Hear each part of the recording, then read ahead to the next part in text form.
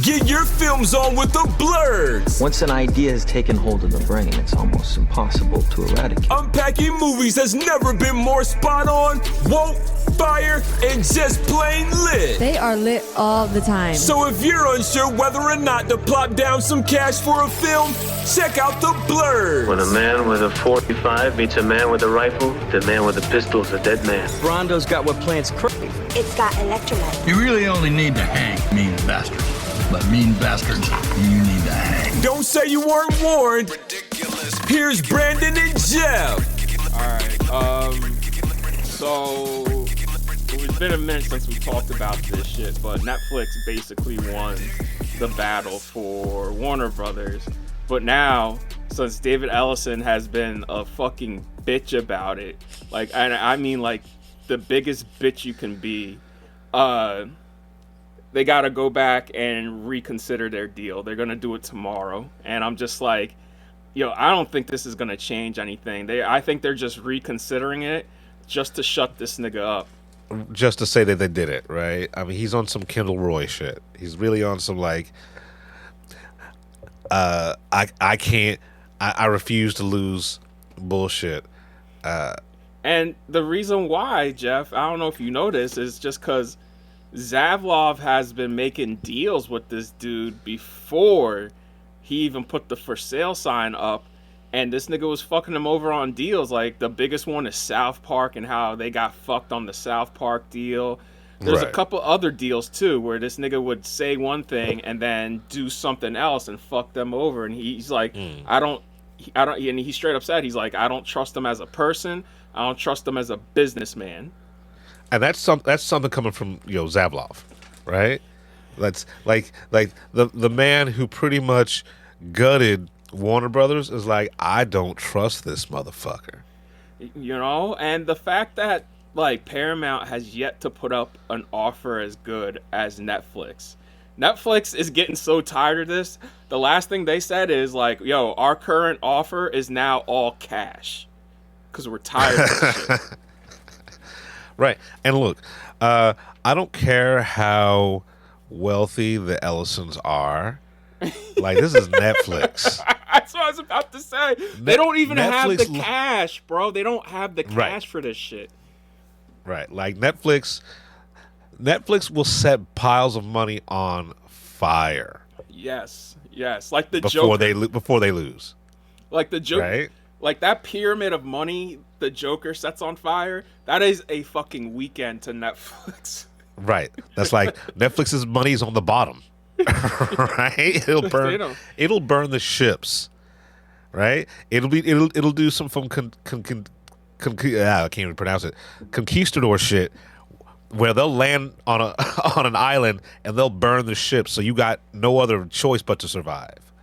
Yo, and look, Ellison has come out and said, like, if WB, if they acquire WB, Pam and Mike are gone. Because they said, like, what's his face? Ted Sarandos? He's just like, right. Oh, no, those niggas are staying.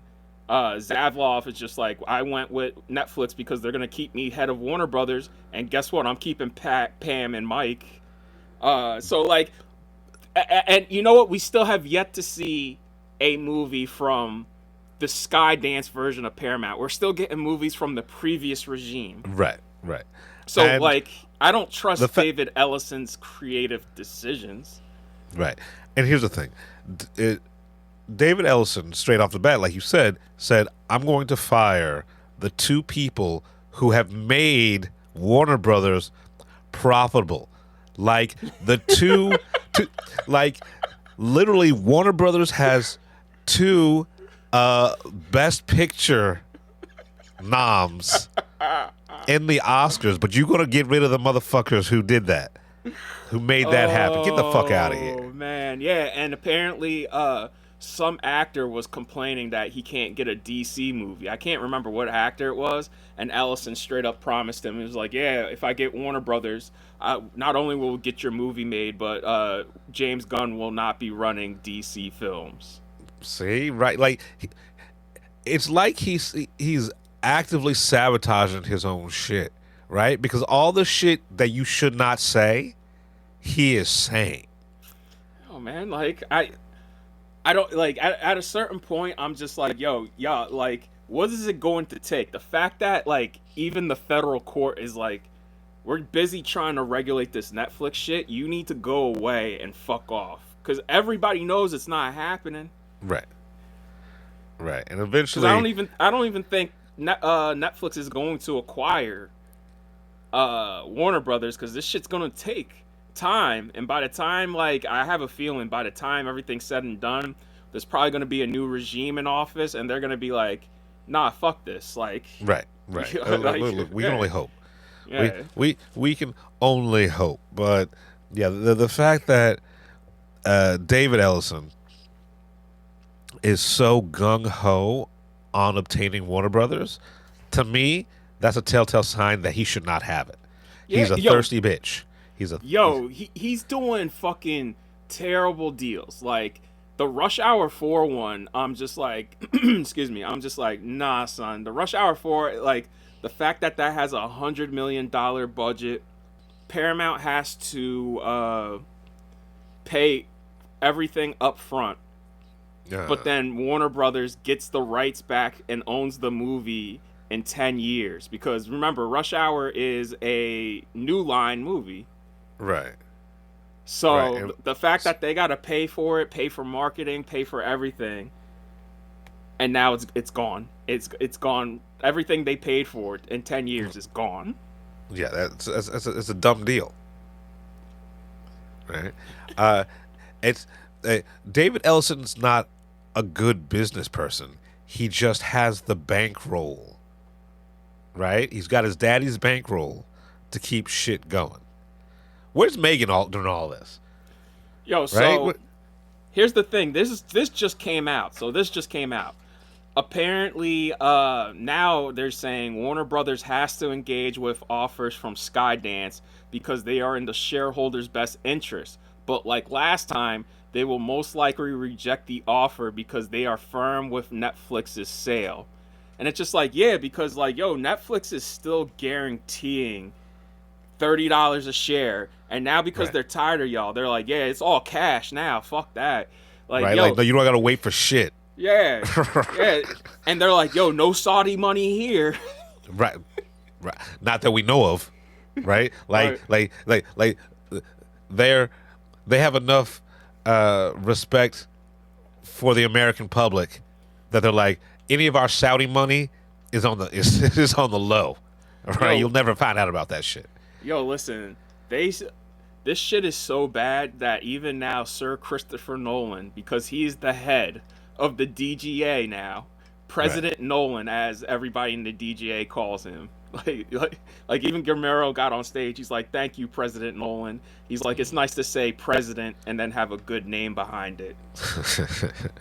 But yeah, President Nolan is heading to Netflix to talk with them about what exactly they plan. What are their plans? And I was just like, damn, that nigga holds that much weight where like he's gonna bully a whole ass movie studio, because apparently now Ted Sarandos has been like, yeah, we can't shove everything straight to Netflix. Like, we have to give a 45 day window, and then after that 45-day window, we'll give it another 2 weeks before it hits Netflix. It's like, yeah, nigga, it's just like, it's the way shit works. If you want to make money. Right. But yeah, no, it's fucking, what's the Chinese proverb? May you live in interesting times. Well, this is certainly fucking interesting times. You know what? I'm tired of living in interesting times. I've been living in interesting times since the fucking Oklahoma City bomber. Ever since then, it's been Megan Kanka, Columbine, 9/11, the fucking recession, the fucking Middle Eastern war, fucking Trump, fucking coronavirus. Which Middle Eastern Trump, war? Trump Volume 2. We've had several. Now, I'm not talking about the Gulf War, because I don't remember that shit, because I was too young for that. I'm talking about the one that fucking put us in a recession. Where the one where the black man had to come in and clean the shit up, and then he literally got the mission accomplished. Where that nigga, I'll never forget that walk after he's like, "We have gotten Osama Bin Laden. And I'll never forget once he finished that whole speech. I was like, dog, that is the smoothest walk away ever. Like that nigga walk away like he was a pimp. Yeah, he got Osama and fucking Saddam. Bush couldn't even do that, dog. Found them niggas hiding in holes, literal holes. I'm mad that spider hole became a fucking part of the lexicon. Yo, bro.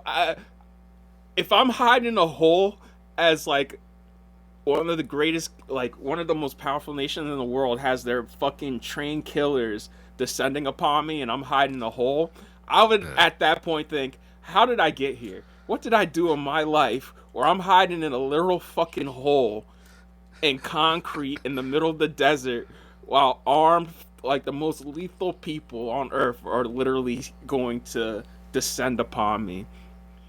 That would be my thought. Cause by that point I ain't hiding in a hole. Like I'm gonna be sitting there in a chair knowing I'm dying with two fucking rifles just going Well, I mean, look, it's if you end up in a hole like that, you might as well have a narration like it's an early 2000s movie. It's like, with the freeze frame, it's like, my name is Saddam Hussein, and you're probably wondering how I got here. Well, let me start. My life is pretty crazy. I think of somebody hiding in a hole, you play the Benny Hill music. You're the most powerful scared man on earth, and then because you fucked up so bad, you're literally now hiding in a hole. I mean, look, let's just. A hole I just in wish the that. I wish that on some other people that listen, that will not be named. Listen, their time is coming, bro. Their time is coming, and so play. Listen, I'll tell you what. When everything's said and done, I'm gonna be the new Aldo Rain, dog. Like it'll obviously be me and a group of dudes just taking a few months out of the year, wander the U.S. Be like, you took the hat off. Now we're gonna give you something you can't forget. But we had this conversation. We can't, like, Americans hate the term "I told you so," right? So if we want to fucking turn this shit around, we got to be like, look, you got some fucking clemency if you change your shit right now, right? Remember that I just finally saw the Skarsgård SNL, and that whole entire first skit where the mom was trying to like say, come out and talk about how maybe she thinks she backed the wrong horse, and she's like telling the kids like, I need you to shut up. I need you to just let me tell my truth. Yo, listen, I don't give a fuck what your truth is. The North remembers.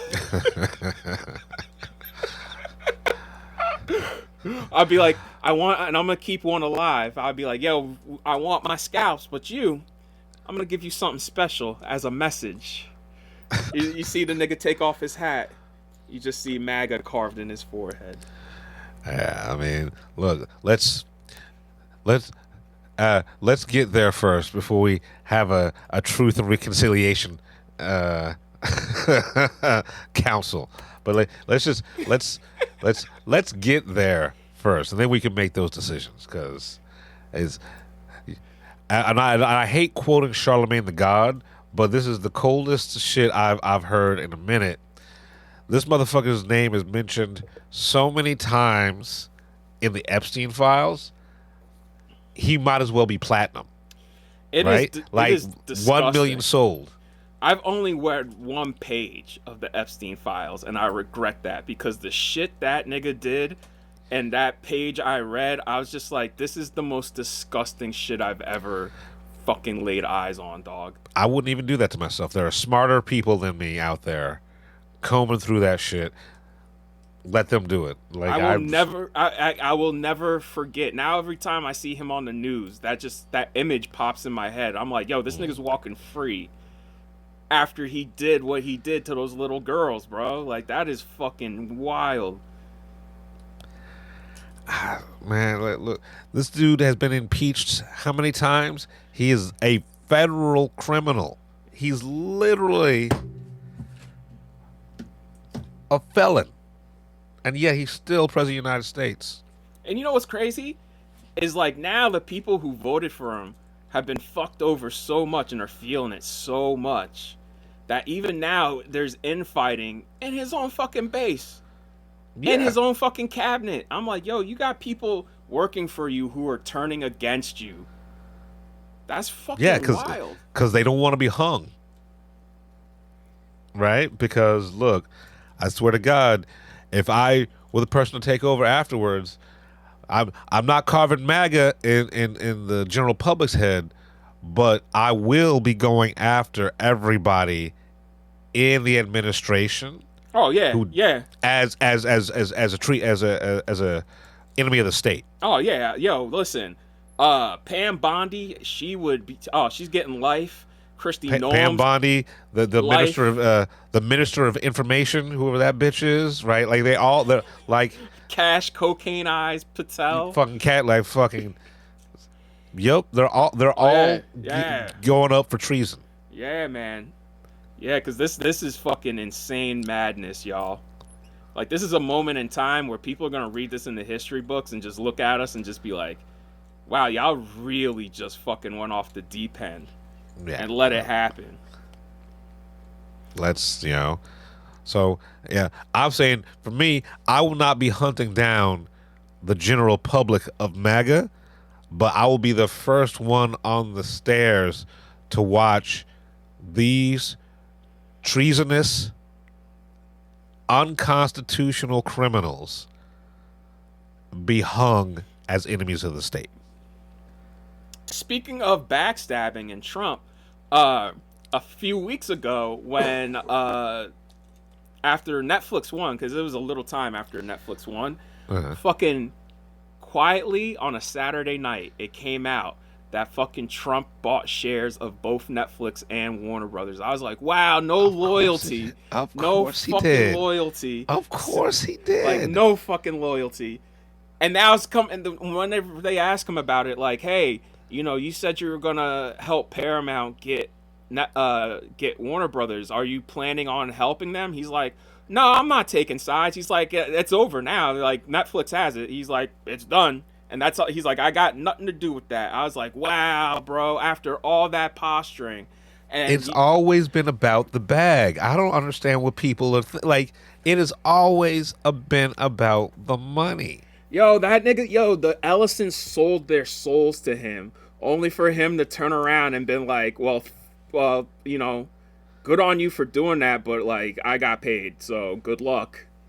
Yeah, like, people forget he was a registered Democrat up until Obama, right? Like, he's got no political ideology beyond let me manipulate dumb people to make money. Yeah, because, every lawsuit that he's had recently, apparently he's pocketed $1 trillion into his pocket. And I'm like, bro. Yeah, like, I don't know if this is true or not. He has made more money in the presidency than all previous presidents combined. Yeah, which is insane. Right? Like, I'm not going to say you shouldn't make money as president. It's like, look.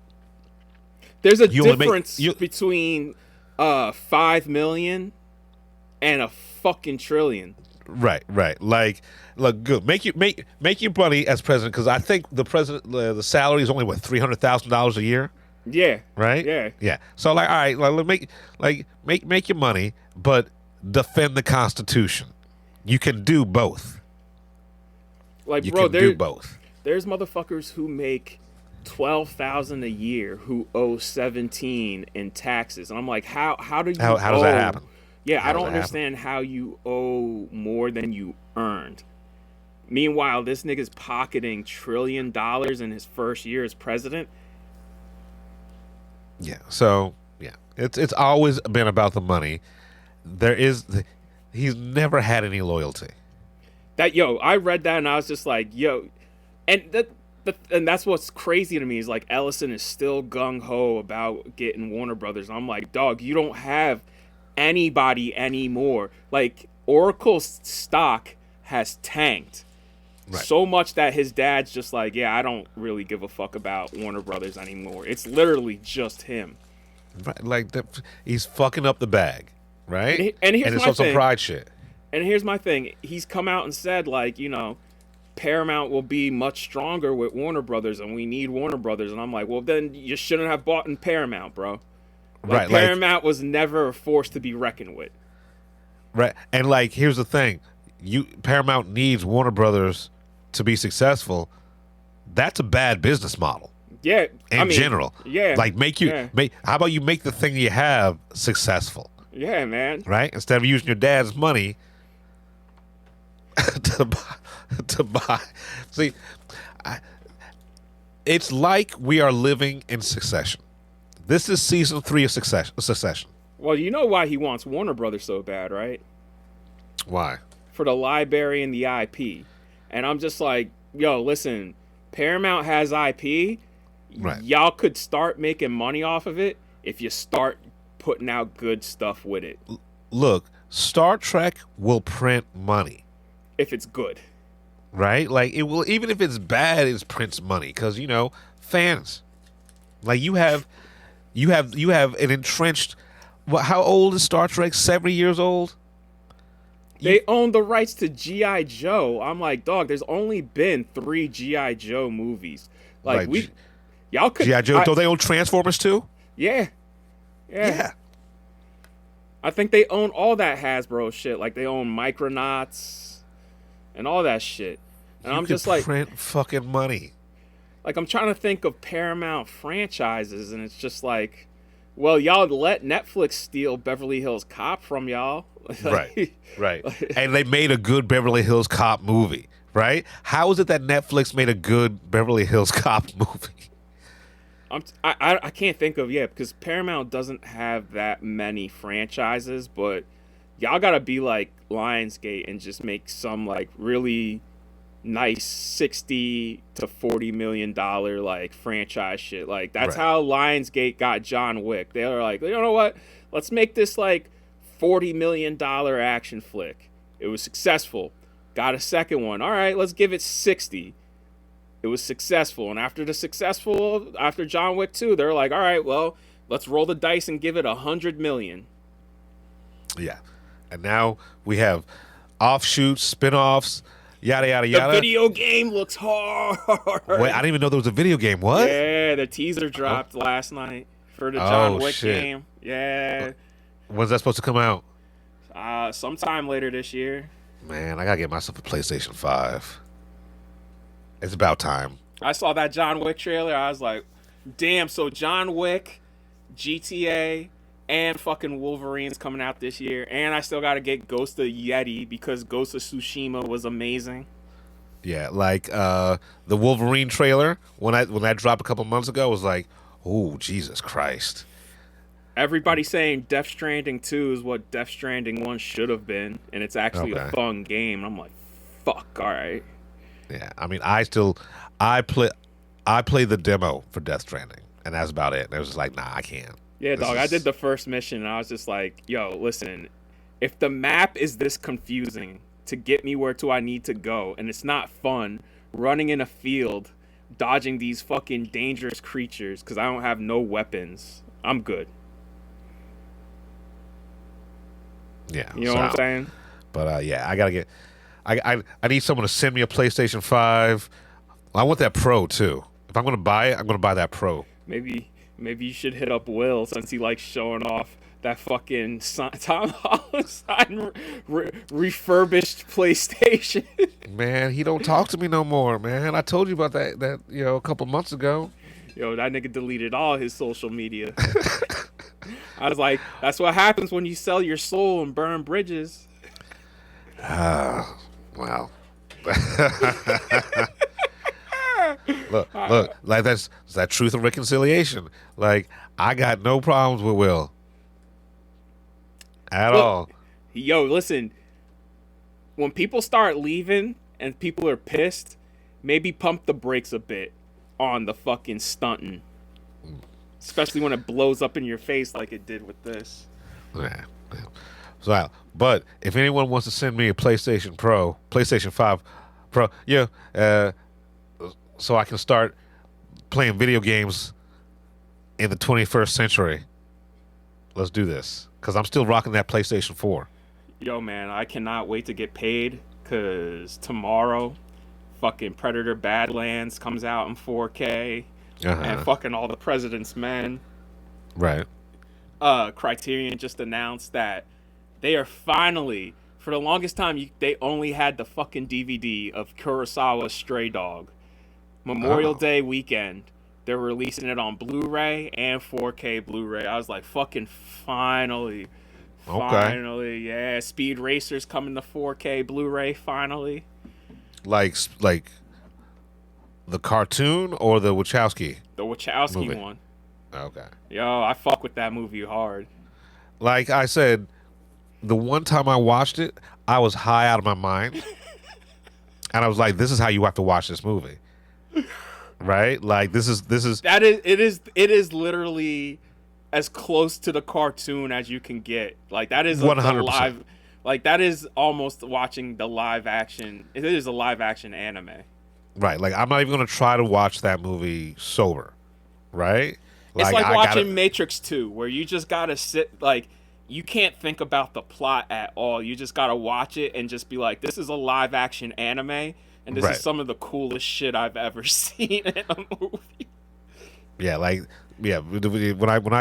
I was sick, I was on cold medicine, and I was on fucking some other sort of Percocet. Molly Perkins. He was on his future shit. Right, Jeff was probably like, mask on. Fucking mask on.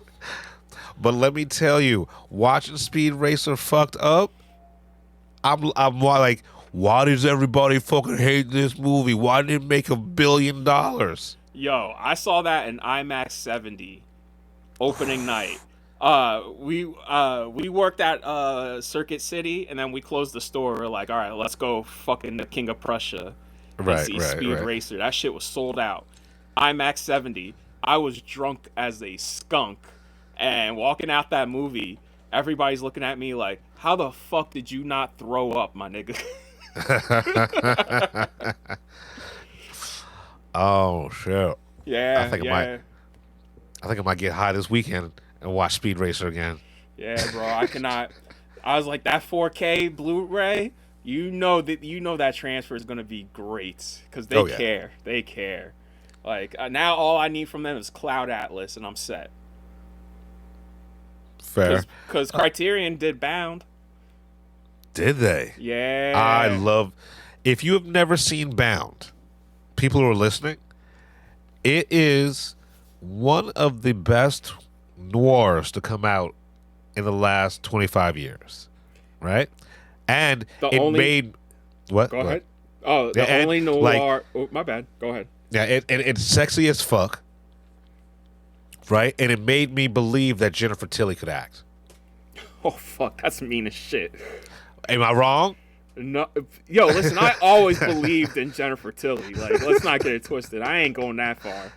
No, but she was always doing that baby doll bullshit, right? She was always just kind of stunt casting, right? She never had a chance to act. I'm not gonna say that. I love Jennifer Tilly. I love her. I'm just saying. Okay, all right. I will say though that it is the second best noir. No, the third best noir of the past 30 years, behind Collateral, number 1, and number 2, Memento. Agreed. Hard agree. I would love, as much as I love big budget Nolan, I would like him after the Odyssey just to take a quick detour and make another noir. Like I really would like him to do a noir. That's why I love Batman Begins so much, because I was like, dog, this is just a superhero movie if it was a noir story. Yeah, I mean, look, his whole entire Batman trilogy, up until like Rises, because Rises. that is a comic book movie. Like Right. that's a straight comic book movie. But like, Batman Begins and The Dark Knight, those are barely comic book movies. Yeah. Barely. They are crime movies with a dude in a cape. I mean, shit. Even The Prestige has noir elements to it. I've still never seen The Prestige. Same with Inception. Inception has mad noir vibes to it. Like, Right. I mean, come on. The villain of the movie is a femme fatale. Yeah. Honestly, I think Nolan just needs another. Let him do a $50 million movie. Let him do something small budget. He's not going to do that until one of his big budget joints flop, and the day that happens is the day like cinema is done. we better just face it. Like, yo, the day a Nolan movie does not make money, I guess there ain't no reason for any of us to keep loving this shit. I mean, now there's a reason. I'm just saying, like, he made a talkie that made over $1 billion, a talkie biopic. So yeah, I mean, it didn't make over $1 billion. It hit 988 million. And let's it's $1 billion, right? Because let's not count like home video sales, right? Yeah, you're right. Look, I'm gonna be real though. It's going to be impossible to get tickets for the Odyssey. Yeah, I'm not even trying. I'm like, fuck that and Dune, because tickets went on sale for Project Hail Mary for the sneak previews, because they're doing a weekend-long sneak previews. Yeah, I can't find it, like, and regular 70mm, and it is gone. Like, that shit sold out in less than an hour. And I'm like, bro, the whole weekend. Come on, y'all, the whole fucking weekend? And this is a movie I am highly looking forward to because I've read the book twice, right? So, like, if we can get, like, this is a press thing that I really need to have to make happen. Look, I'm pretty sure you'll go to fucking King of Prussia and see it in 70mm there. Yeah, we'll see. Let's see. I'm trying to. You know where I'm trying to go? I'm trying to go to that fucking Lincoln Square, baby. I mean, look, I'll go to the New York one for that. I'm at that, like, yo, and you know what? I realize Amazon must really fucking believe in this movie if they're putting out 70mm prints and IMAX 70mm prints. I'm like, bro, if they're pressing prints, they must really believe in this motherfucker. Right, like, so the book is amazing, but it's unfilmable, right? But then I saw the trailer, and it's like, oh shit, they filmed the book. So yeah, and this Lord Miller, right? Like, So for those of you going to see the movie, just know 2/3 of the movie will be in full 143 IMAX. If you're seeing it in a digital IMAX, 2/3 of the movie will be in 190, and if you're seeing it in regular 70mm, 2/3 of the movie will have open aspect ratio because everything on Earth will be widescreen. And then when you see it in regular 70, they said it opens up to 220. right. So it's going to be an experience. Damn, I'm like, damn, bro. That, like, these niggas, yo, it makes fucking Disney look even more stupid for firing them off of Solo. Because since then they did Across the Spider-Verse, which is still one of the best movies of the past 4 years. They got this, and then they got Beyond the Spider-Verse, which they say they keep talking shit about this movie. They're like, you thought 2 was crazy? Wait till you see 3. And I'm like, nigga, I was like, yeah, let's see 3. Get to work. Don't hype me on this, bro. Don't hype me on this, because I went into 2 with no expectations, because I liked the first one. I ain't love it like everybody else, but I liked it. And then I just remember 10 minutes in, I'm like, yo, nah, son. I was like, nah. The movie could have rolled credits after that first 10 minutes in Gwen's world, and I'd have been like, yo, they fucking did it. Yeah. So. All right. Project Hail Mary. Let's go. All right. Well, let's get into Oscar talk real quick. Best Picture.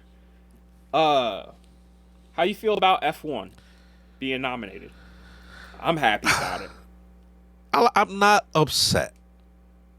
Right? I think there's some movies that should have been nominated that weren't. For Best Picture? For Best Picture. Like what? Like No Other Choice? Yeah, I mean, we'll get to that. Right.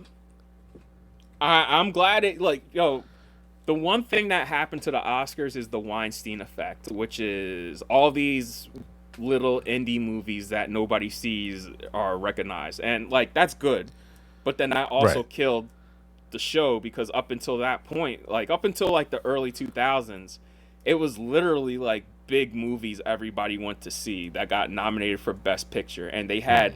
And keep in mind, these big movies that were Oscar pedigree, they're essentially what Christopher Nolan does now. You know what I'm saying?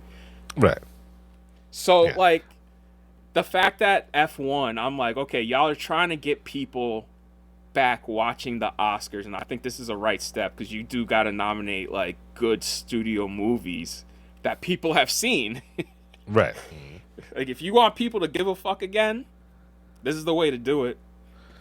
Yeah, so I'm not mad at F1, and I don't think it's going to win. Oh, no. Right? Hell no. It only got two or three nominations. Right? But it's just good to see that it was nominated, just because, to give it some kudos, because it is a really good fucking movie. And right? It's quote unquote the only original movie this year to make that much fucking money. Right. All right. Well, look, I had no expectations going into F1. Listen, I knew Joseph Kosinski was going to deliver. I'm you can't follow up Top Gun with some fucking bullshit. And he didn't. He didn't follow up some bullshit. Do I think it's as good as Top Gun Maverick? No, not at all. But it's not worse. It's not worse, right? If he I think keeps it's on his making second best film. I'll give you that. Yeah. I'll give you that. And this is coming from someone I liked his first film. Oh yeah, Tron. I like Tron. Was Tron his first one? I thought Tron was his first. Okay. What was the other one he did with Tom Cruise, Oblivion. Yeah, that was all right. Oblivion. I liked Oblivion. That was all right. Only the Brave was pretty decent. Oh, I forgot all about that. Yeah. All right. And then after Only the Brave, it was Top Gun. Oh, yeah, I forgot about Only the Brave. Yeah, man. Yeah, that was a pretty decent one. Okay. Yeah. So, I'd rather have him take his time and do these bigger budget films, because he gets it. He gets how to make them. As far as studio workman directors are, yeah, he's definitely the best one. And I'm not talking studio auteur. You know what I'm saying? An auteur is like Denny or Nolan or Scorsese, because they work in the studio system. But those guys are auteurs. You know what I'm saying? He is a studio workman director, and somebody like James Mangold, where I'm just unlike James though, he has a distinct directorial style and voice and vision, where I'm just when you're watching a Joseph Kosinski movie, you're watching a Joseph Kosinski movie, and I can't be mad at that at all. Yeah, with James Mangold, it's just you don't realize it's a James Mangold film until you see the credits. Yeah. And I'm not trying, and again, I'm not trying to shit on James Mangold, because the dude's done good films. I'm just saying he is a studio workman director. Right. Like Francis Lawrence. Francis Lawrence is a studio workman director. I don't know. I think Francis Lawrence, he's done good things as well. He doesn't really have a style. I mean, he did have a style. It's not apparent now, but his earlier shit, I will always go back to Constantine. From music videos all the way up until Constantine. Constantine was a studio film too. Yeah, it was it's a good, studio and I'm film. not trying to shit on it. I'm not at all because it's a great film. But like, as far as style, like, not really. And yeah, I mean, the art direction in it. I mean, he put his foot in the art direction of that fucking movie. And people always ask me, "What's your favorite movie?" It's like, I don't have a favorite movie. Da, da, da, da, da, da, right? Like that's asking like my favorite breath of air. I have favorite movies for different reasons. I've got genres, feelings, seasons, right? Whatever like that. But thinking of it now, I've watched Constantine 3 times this year. Right? you like the movie, And I think, nigga? What do you want me to say? right, I'm just saying, like, I never talk about Constantine being one of my favorite movies, but I act like it's one of my favorite movies because I watched it 3 times. I mean, nigga, This year. I watch Blade 1 and 2 at least once a year, so like, Yeah. I can't say Oppenheimer's my favorite movie, but I've watched that like once every 3 months now. Yeah. Because I'll be real with you, I think about the "Can You Hear the Music" sequence at least once a day. Like that's literally true. Like I think about that shit once a day. Like that meme of the dude laying in bed and his girlfriend's mad and he's just laying there with his eyes open and the meme is, "I bet you thinking of other girls," and it's always like, oh no, he's thinking about like dogs or puppies or some other shit. Right. That's me with the "Can You Hear the Music" sequence, or like it's like, I bet he's thinking of the girls, and I'm like, nah, I'm thinking about one of the best sequences in cinematic history. I could, they could say like, yo, listen, we're just gonna show this sequence on a loop for 20 minutes, and I pay to go see that shit. I'm sure. Look, it hits for you. Yo, listen, if they want to show off the power of the IMAX experience, they need to play that shit before every movie about why IMAX rules. It's only a minute and a half. Honestly, they should have an IMAX highlight reel. Yeah, because that would definitely be in that motherfucker. Right, just so they could like sell some extra tickets somewhere. Just like all the best IMAX shit that came out in the last 10 years. I love how a minute and a half sequence literally pays off the first 10 minutes of the movie, where that nigga was like, yeah, I was afraid, I was anxious, I was nervous, I was haunted by a living universe, a hidden universe. Nigga sucked at mathematics, and he's like, why don't you go study quantum mechanics? And then you get one of the greatest sequences in history where that nigga literally embraces the thing that terrifies him. Look, Nigga my guns. This nigga Nolan shooting fucking atoms spinning around a nucleus like he's looking at a ghost. Shit is crazy. I'll never forget seeing that the second time, because the first time I was just trying to take in the movie. The second time, I just remember feeling my seat rumble at that part where that shit starts spinning around. And then I remember seeing it again. And I remember looking at the walls, and I remember seeing the walls just vibrate during that sequence, dog. Actually, I kind of want to. They should bring that back. Oh, they definitely will. Yo, listen, the Odyssey is dropping this year. They probably will. We're gonna have like a dead week where they're gonna bring that shit back. They brought that shit back like 6 times, and every time, like, the theater is at least half full. Right. Versus One Battle. I went to see One Battle again in IMAX 70, and there's probably like 50 people there. Oh, well. Yeah. So it's a lot. It's a lot. One Battle's is a lot for a lot of people. How do you feel about Frankenstein being nominated? Not bad. Not bad at all. Like, I liked Frankenstein. I really did. Right? And Jacob Elordi, like I said this before, I want to hate him, but he's never not delivered as an actor. So, let's get into the obvious ones, like Hamnet. I'm not surprised. Marty Supreme, not a surprise. One Battle, not surprised. Sinners, not surprised. Train Dreams, not surprised. These are the 2 surprises for me. Well, the 3 surprises. Secret Agent, I'm real surprised by. I like that movie a lot. I don't know, Best Picture, I don't know. Sentimental Value, another movie I like a lot, but I think The Worst Person in the World was better, which was Joaquin Trier's previous movie. Okay.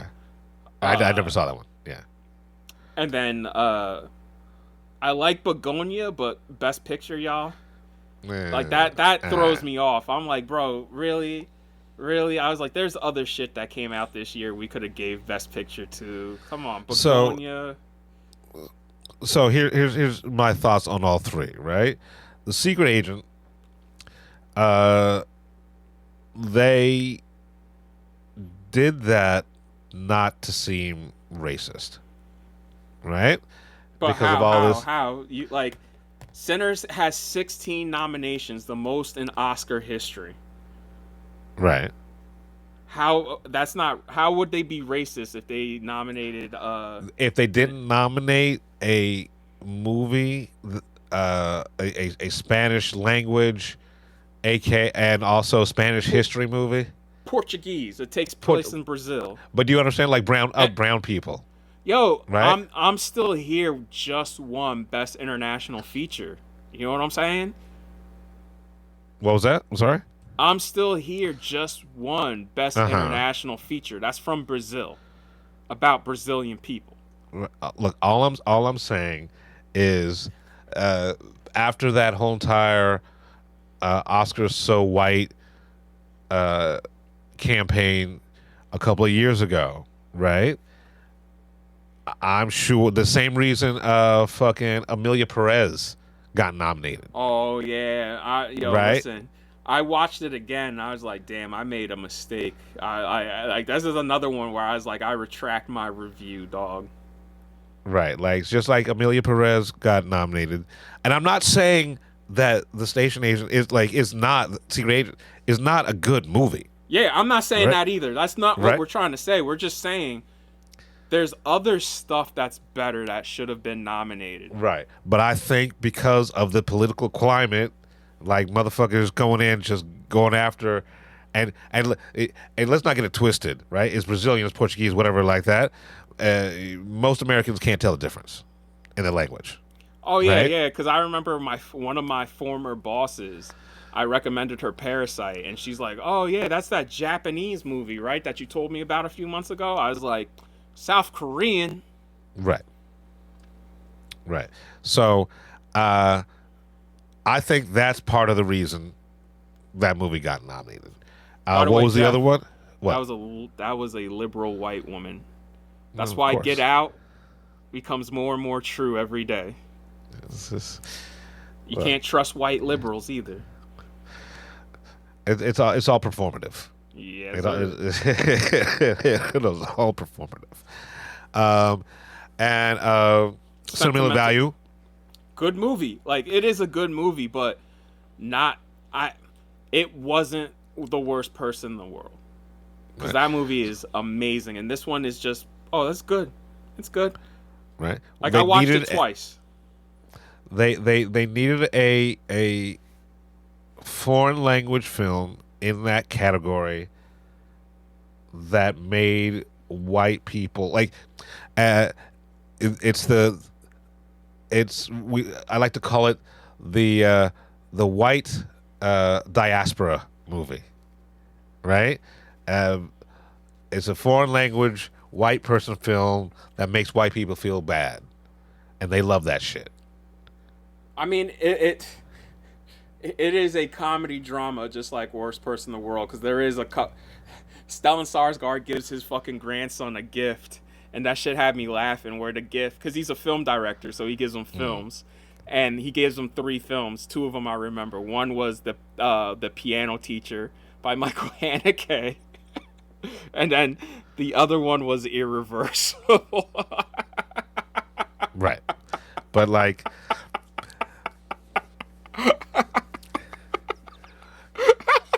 You give that to your grandson? Yo, he's gotta learn. And you should have seen the look on his daughter's faces. They both looked at each other like, "Oh, this nigga." Right. So you need so that's why sentimental value was in there, because you need it's the white diaspora movie. White people love watching other white people acting horribly. Yeah, it's a sad white person movie. Right, sad white person movie. They love that shit. Hey, that's what the Oscars always are: sad white people movies. And Begonia, man, I don't know why Begonia. I'm saying, man, because, like, yo, I like it, but even I'm like, that is Yorgos's, like, weakest English language film, dog. Yeah, I don't know. Have you seen it? What? I look at it every day. Right? I've got 4 versions of it. Like, it's streaming. I've got a screener for it, and I got like a bootleg for it. And every day is like, one of these days I'm going to watch this fucking movie. All right. But I think everything I hear about it, your review of it is like, okay. Look, that's another one I saw twice. I liked it each time I saw it, but I was just like, yeah, bro, it is not Yorgos's best. Right. It's not even Poor Things. I mean, that's close to one of his best movies. Like, right, but you know what I'm saying? Like, I would even. I mean, I'll take that back. I do like this one more than Killing of a Sacred Deer, because that movie's just fucking. Which is wild to say, because Begonia is also a. For most people, it is a tough. Begonia is a tough pill to swallow. Right. So I don't know. Like, I don't know why that got nominated. It's definitely not going to win. We know the 2 movies, they're going to fight it out. Yo, listen, I'll say this though, I'm still in the bag for Yorgos though. What do you mean? I'm still in the bag for Yorgos. Oh, wait, they think he's going to win? No, What do you mean in the bag? Meaning, like, whatever that nigga puts out, I'm gonna watch. Oh yeah, like I'm not saying anything against him as a filmmaker. I'm just saying that's not it doesn't deserve a nomination for Best Picture of the Year. Oh yeah, no, not when we had so many other movies that were deserving. Like, right. Hamnet barely got in. I was like, damn, y'all niggas really turned on this movie, which is a shame. Best International Feature. No Other Choice is missing from there too. We got Brazil, The Secret Agent, France, It Was Just an Accident, which is fucked up that Jafar Panini had to flee to France, and this is getting released through France. I think he's going back to Iran, bro, and that he has to serve out his prison sentence. Cause that's why? I don't know. Just to stay out. Just to stay out. Norway, Sentimental Value. Spain has Sarat.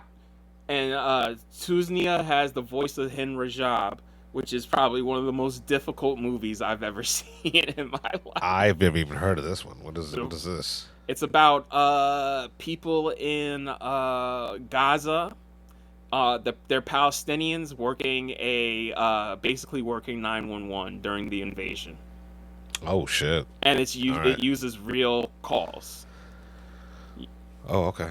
Yeah. Yo, 90 minutes, and one of the most painful, unrelenting 90 minutes I've ever seen. Where I'm just like, man, even bureaucratic shit even holds up people under invasion, bro.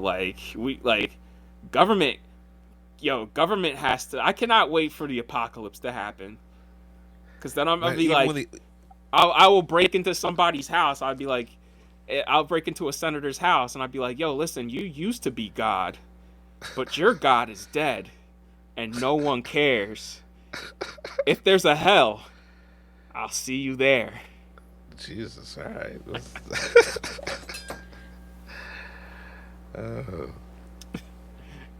Yeah, so still pissed about No Other Choice. Yeah, but you were saying everybody was pissed about No Other Choice not being nominated for not a goddamn thing. Didn't Neon even put up a billboard or some shit like that? Yeah, saying how the Academy snubbed them and how they Yeah. felt with one of the film's most iconic moments. Yeah, man.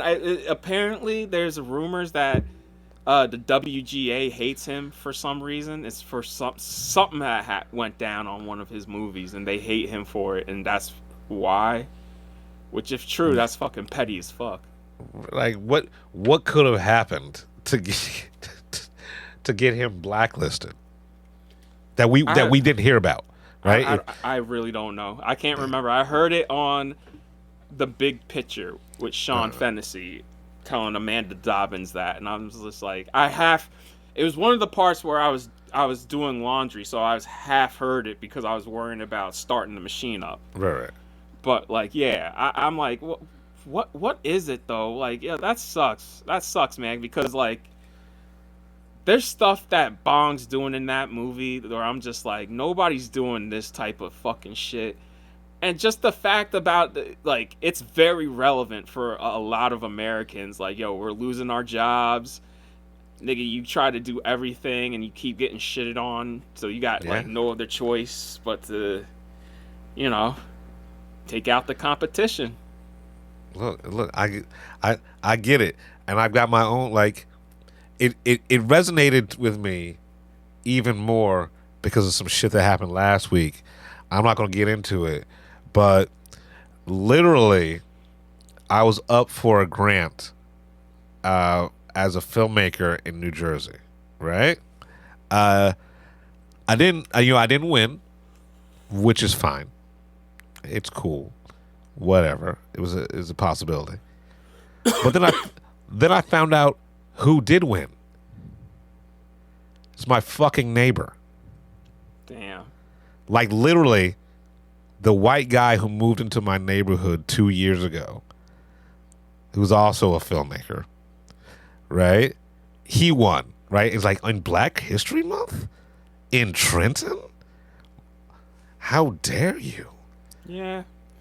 Look. So, like, yeah, so it's I felt some no other choice type shit. The one thing I'm glad about, though, is Wicked got nothing. That is Wicked for Good was so bad, I actually want them to take back the nomination for Wicked Part 1. That is a fall from grace to get multiple nominations, and then your second one, year later, everybody's just like, nah, we're good. Yeah. Because how is it too long and too short at the same time? Look, everybody told me the first half of that play is pretty fucking good, and that the second half sucks. I didn't think it was going to be that. When y'all said suck, I thought, oh, y'all dropped the ball. I didn't know you were gonna mean like Zack Snyder level choices in the story, where I'm sitting here like, this was a play. This was in a fucking play, bro. Like, yo, like this wild incel, weird choices, like everything to do with the Scarecrow's wild, everything to do with the Tin Man's wild, everything to tie back into the Wizard of Oz. I'm just like, yo, y'all made some awful choices. Just and like all that shit is in the book, right? But you had a chance with this movie to address all the problems that people had with the play. You could have expounded on so much. Like, literally, they made such a big deal about the Cowardly Lion being Coleman Domingo. This dude has a line and a half. Like, good for him for making that money. Yo, listen, it didn't even sound like Coleman Domingo. They could have got any fucking voice actor to play that name. Right? Like, it's like any scared sounding bitch. You. Also, shout out to One Battle After Another. You got like 12 or 13 nominations, like second most of the night. It's come out that Warner Brothers they are sweating their nuts off right now because they are spending $30 million in Oscar campaigns, so 15 split between Sinners and One. Look, that seems like a good problem to have. Yo, the most expensive campaign in awards history because they got to pay for 2 fucking movies. Whoever wins, accounting loses, right? Like, right? So I feel bad more for One Battle because at least Sinners is profitable. Right. I'm fucking surprised. I'm mad at people who didn't show up for One Battle. I'm mad at you, right? You fucking put your black squares up on your Instagram shits, but you won't go see a movie that literally talks about the revolution. Huge shout out to Amy Madigan and Warner Brothers again, because damn, Warner Brothers even got Amy Madigan nominated for Best Supporting for Aunt Gladys in Weapons. And David Ellison is like, yeah, these 2 niggas is gone. Right. You dumb motherfucker. Oh, right. Man. I cannot wait to see what we finally get from Skydance, bro. Because they've made all these expensive-ass deals. Like, they gave $100 million first look to James Mangold. They gave $100 million first look to the Duffer Brothers. I'm like, yo, that is... Yo, and I'm sorry. The Duffers are not going to do anything as good as Stranger Things. Stranger Things was a fluke. And even that, bro, like, once we hit season 3, I could take it or leave it, quite frankly. Like, Stranger Things was a fluke. That last episode, which with the 18 different endings, right? Well, get the fuck out of here. Bro, that's my problem with Stranger Things, is I'm like, how the fuck is season 5 shorter than season 4, but some yet feels longer? Yeah, I don't know. Because season 4 was insane with the fucking 3 4-hour episodes.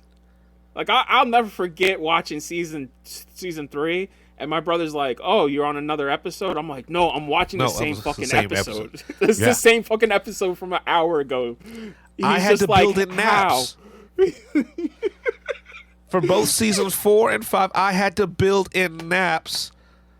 Not for the season, for fucking episodes. Yo, Netflix doesn't care. They're just like, yo, we'll just release movies. And they're like, nobody told them, like, yo, this is TV, y'all. Like, nobody told them, like, hey, we'll just split this in 2, so it'll be part 1, part 2. They're like, oh, yeah, go ahead and make fucking 3-hour episodes.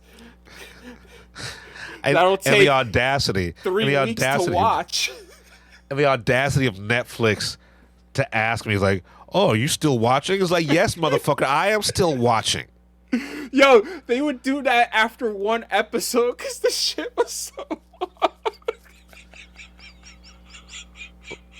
It's like, I'm old, motherfucker. Like, Netflix, I'm old. Yo. Hopper was in Russia for almost the entire season, dog. Like, that shit's crazy. I remember when Volume 2 ended. That's how long this shit was. They had to release it in 3 parts, y'all. These last 2 seasons, both 4 and 5, were so long they were released in 3 parts. I remember getting to the end of Volume 2 of Season 4, and I was just like, bruh, we have 1 episode left, and they're still in Russia. I was just like, how the fuck are we still in Russia? Like, that show is insane. I'm glad it's finally done, quite frankly. I know, I'm glad it was only 5 seasons. 10 years for 5 seasons. That's insane. That is insane. 10 years for 5 seasons. Game of Thrones gave us 8 seasons in 10 years. And y'all trying to tell me 5? Man, this is why the Duffer Brothers at Paramount, at Skydance, even if you go by the math of time, the timetable, you're not going to get another. You're not going to get something from them for at least 3 or 4 years. Just the way they work. And that's if Ellison has sold that shit by then, because like, Right? yo, I'm gonna be real. If he don't he's not getting Warner Brothers. But I have a feeling like after a year or two, he's just gonna be like, you know what, we just gonna have to sell this shit. And like, here's the thing: just be rich, dude. Like, why you want to like own Hollywood? You were born rich. Because he was a failed actor who became a movie producer. Then he built his own little fucking production company with Skydance, and now he took enough money from his pops that Skydance is somehow a corporation. So here's the only thing they own is Paramount. That sounds like the genesis of a Batman villain, right? Like that's fucking Clayface right there. That's Clayface's story. I mean, the nigga looks like a weasel. Look. How do you have that much money, and you decide to make the decisions like, yeah, I want to look like Frankenstein. I want to look like Pretty Frankenstein. Oh man, yo. I guess our deal at Skydance is done now, huh? Yeah, okay. Like I guess our 4-picture deal at Paramount just evaporated. You say that like we ever had a chance with anything. Like you're like, oh, I guess our sponsorship with the city of Philly's not happening. I'm like, yeah, because the city of Philly readily gives a fuck about its people. Them niggas drop bombs on their citizens, dog. I do. Look, I still fuck with Philly. Philly could suck. Like but look, you don't have to be on the Philly poster. I'll be on the Philly poster. I love Philly. Listen, all right. So Philly's your turf. New York is my turf. Or it's like that fable. We could run down and fuck one of them, or we could walk down and fuck all of them. Right? You don't have to like Philly. Just don't talk shit about Philly, and you can get that Philly money. I ain't coming to Philly. I don't need to go to Philly. But just remember, when you come to New York, all of us got that thing in our waistbands, and we carrying them around as soon as you step in. It's like, all right, nigga, you want to act wild. Remember, this is courtesy, baby. It's courtesy. Wait, it's legal to open carry in Philly. They know about guns. This is why I don't get in the that's what I don't talk shit in Philly, because you never know. Yo, they had a shootout in Center City, dog. Like, the fact that there's a shootout in one of the most busiest places in the country in broad daylight tells you everything you need to know about fucking Philly. That's like a shootout happening in Times Square. It's insane. I mean, but because motherfuckers get stabbed in Times Square. So tomato. Yeah, but at least like they're going to be caught immediately because there's too many cops. Also, we always know it's Elmo who does it. That's why I hate when they come up to me like $1 picture. I'm like, I'll give you a knuckle sandwich. You get closer to me. That's what you get paid with. Yeah, or the Buddhist monks who are always trying to sell you some shit. They're always trying to sell you some words of wisdom or like a bracelet full of beads. And it's just like, if you're a real monk, you should be at the temple praying. Depending on how I feel, sometimes I'll give a motherfucker $1 for one of those little bracelets, because you never know. I need all the luck I can get. Were you buying the dude's mixtape? Oh, I'd never buy a motherfucking mixtape. Never. It's like, motherfucker, get a SoundCloud. Yo, and that shit be pissing me off. They be shoving them CDs in your chest, and I'm just like, don't fucking shove that in my chest. Right? It's like, you still on fucking CDs? What am I, a hipster? What? Just hand it to me on vinyl. Like, if you really about your art, get that shit pressed on vinyl and sell that to me. I'll buy someone's mixtape when they're on a fucking 18-inch. All right. Well, anyways, that is our Oscar. Yo, what about cinematography real quick, though, Jeff? Train Dreams, Sinners, One Battle, Marty Supreme, Frankenstein. You mad at any of that? No. I'm not mad at it, but Marty Supreme seems like it was sort of like What? ah. Nah, that is Well, one of the best. Yeah, that's one of the best looking movies of the year. Fuck that. But no, it was competently shot. Nah, that's a just, great looking movie. I'm like, look, let's beg to differ. Like, I didn't notice the cinematography, right? And that could be either a good thing or a bad thing. But I'm not knocking the nomination. I'm not saying like, oh, that was garbage. I'm just saying of the ones that were nominated, that's the one I was like, okay, sure. Out of all of them that are nominated, it's Frankenstein, for me. Yeah, personally, yeah. Okay, that's fair. Like I thought that was beautifully shot. I'm not saying it's a badly shot movie because it's not. For Netflix, that shit is immaculate. But right. Yeah, that's the weakest out of them. Yeah, but I felt Marty Supreme. You felt Frankenstein. We're not saying these are badly shot at all. Like, I'm just saying, I'll go from for as far as cinematography, from one to last, from first to last. Like, the first would probably be One Battle. Number 2 for me would probably be Sinners. Right. Number 3 would probably be Marty Supreme.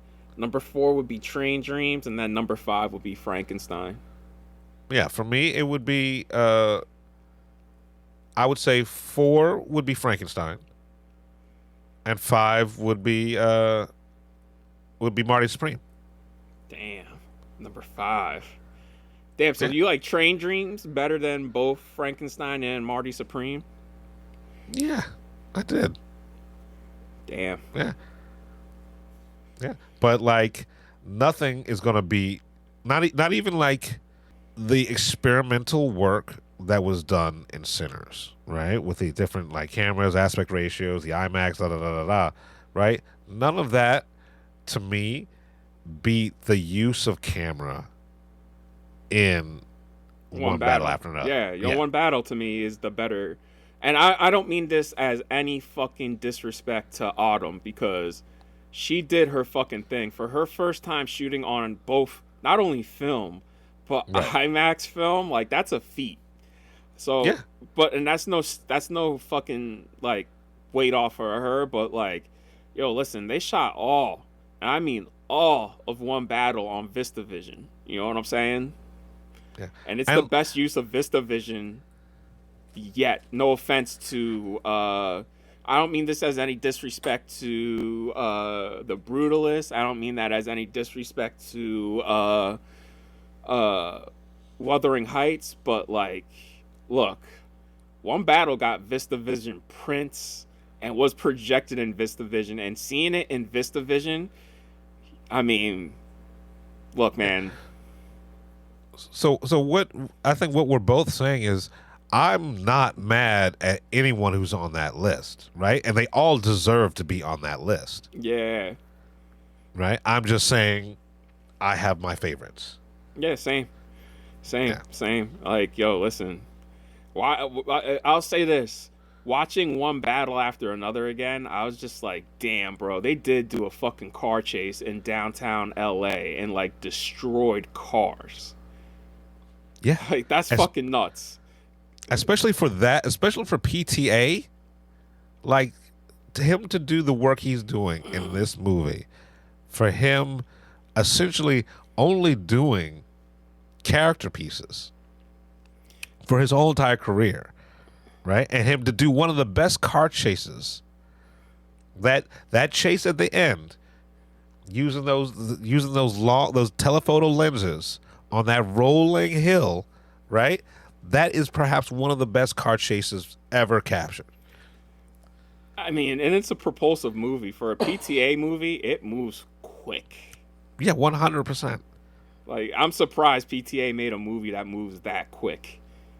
Right, and like, what's the runtime on it? 3 hours? 248? Right? It's his longest movie. Right. How does his longest movie seem like his shortest movie? Yeah. Right. Because that motherfucker moves. I pre-ordered the Steelbook. Because did you know about this? Nah, what's going on? What? So it came out on 4K Blu-ray last month, but Right. it's bare bones, no special features whatsoever. And everybody's like, yo, what the fuck? Like, we bought this and there's like no features. It's just a movie. Like, we could have just streamed it on HBO Max, even though, you know, of course, it's always going to be better, yada, yada, yada. Right. Come to find out, in March, they're putting out a steelbook that's going to have all the special features. I think you should get a refund if you bought the. Or they if should give you bought the other version. some credit, like give you Right. $20 credit or something. I'm just like, damn, because steelbooks go out of print. So, like, if you don't pre-order that, you SOL. I was like, so, like, the making of, which is shot on 16 millimeter film, only on that disc. Wait. They shot the BTS using 16 mil? Yeah. Really? I think there's going to be deleted scenes. There's going to be a whole featurette of fucking Greenwood and him making the score. And I'm just like, so everything everybody wants is going to be in this package that we all have to scramble to pre-order. And that's if they can fulfill pre-orders. And don't So when pull does it it out go? of print. When does it go on pre-order? Oh, it's already in pre-order. Like, and how much is it running for? I pre-ordered it off groove.com for $40. All right. Let me go on groove.com right now. Yeah, because I don't trust Amazon, because Amazon will destroy your shit and then will not give you a refund. So you cannot order movies through Amazon anymore. That's if it's still up for pre-order, bro. Them pre-orders been coming and going. They'll pull that shit in a minute. We'll see. Yeah. That's not even loading. Yeah, see? I'll figure it out. See? Alright, so let's get into the main review. We're the Film Blurs. I'm Brandon Norwood, and I'm the motherfucking protagonist. I'm the protagonist. I'm Jeff Stewart, a.k.a. He Who Remains. Don't come at us. It's just fucking movies. You've been listening to the Film Blurs podcast. Man, I just love what you guys do, man. I never miss an episode. It's the best. It's my favorite podcast. Follow Jeff on IG on MindFireXL and Brandon on Twitter at BJN Tweets.